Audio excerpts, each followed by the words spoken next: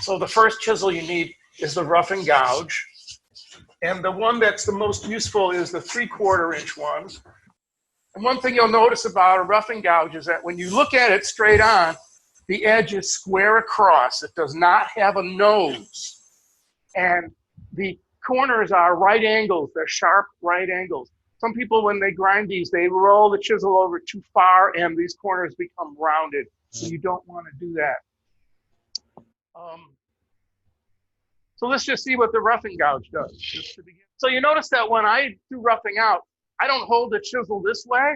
I hold the chisel with my thumb. So what I'm doing is I'm deflecting the chips away from my face.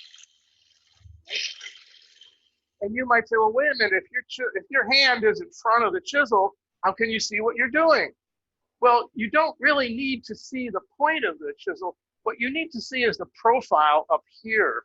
So I orient my hand so it's covering the chisel, but it's not covering the profile up here, which is the thing that I need to see. Now I get to a certain point where I know I'm getting close to this being round. It's very difficult to tell visually whether or not the flats are gone. I mean, you could stop it and look. That's that. Or if I stop it and look, I can see that there are flats on 4 sides. But a lot faster way to detect whether or not the flats are gone is to simply touch it, because your fingertips are very sensitive. You don't want to do that right at the beginning. But once you get nearly round, it's perfectly safe to touch the work. Now I can use my hand as a tactile sensor to tell me when I get, essentially telling me when I'm done. So that's what I'm going to do now. We'll take the last little bit off here. Just show you something here.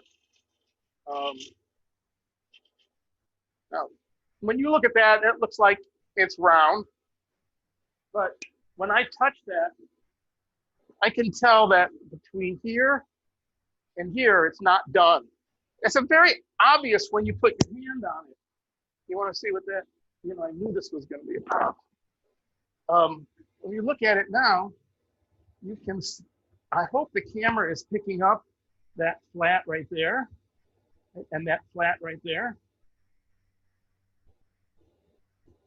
Very obvious when you touch it that still needs to be done a little bit more. Okay, now that's done.